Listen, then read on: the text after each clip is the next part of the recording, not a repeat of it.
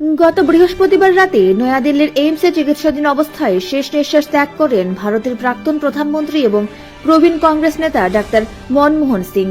মৃত্যুকালে ওনার বয়স হয়েছিল ৯২ বছর।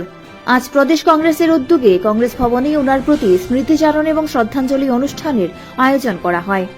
উপস্থিত ছিলেন প্রদেশ কংগ্রেস সভাপতি আশিস কুমার সাহা, প্রাক্তন সভাপতি পীয়ূষ কান্তি বিশ্বাস সহ অন্যান্যরা। কংগ্রেস নেতৃত্ব ওনার প্রতিকৃতিতে পুষ্পার্ঘ অর্পণ করেন এবং ওনার কর্মজীবনের রাজনৈতিক জীবন নিয়ে বক্তারা আলোচনা করেন।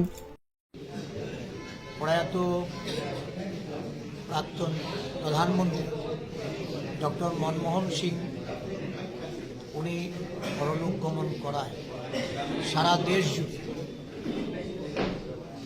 জাতীয় কংগ্রেসের পক্ষ থেকে 7 দিন ব্যাপী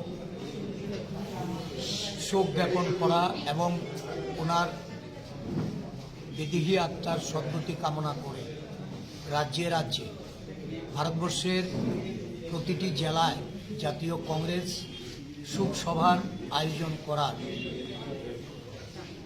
আমাদের যে নির্দেশ, এই নির্দেশ মোতাবেক আজকে বিভিন্ন জেলায় আমরা গত 7 দিন ব্যাপী আমাদের এই শোকসভার কর্মসূচি আমরা সংগঠিত করে আজকে প্রদেশ কংগ্রেসের পক্ষ থেকে আমাদের শোকসভা আমরা আহ্বান করেছি। এই শোকসভায় আমাদের দলীয় সমস্ত প্রবীণ নেতৃবৃন্দ থেকে শুরু করে বিভিন্ন শাখা সংগঠন, কংগ্রেস দলের বিভাগ এবং সেলের নেতৃত্বরা এরা এখানে সমবেত হয়েছেন।